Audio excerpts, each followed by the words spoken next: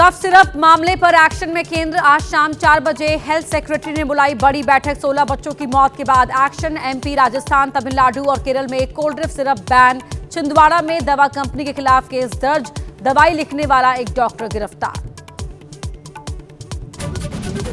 Bihar BJP चुनाव समिति की बैठक में 60 सीटों पर हुआ मंथन। दूसरे दिन भी उम्मीदवारों पर होगी चर्चा। चुनावी घोषणा पत्र बनाने के लिए आज बीजेपी सुझाव अभियान की करेगी शुरुआत। चुनाव आयोग की टीम के बिहार दौरे का दूसरा दिन। सीईसी ज्ञानेश कुमार आज राज्य के चुनाव अधिकारी, मुख्य सचिव और डीजीपी समेत दूसरे वरिष्ठ अधिकारियों के साथ करेंगे बैठक।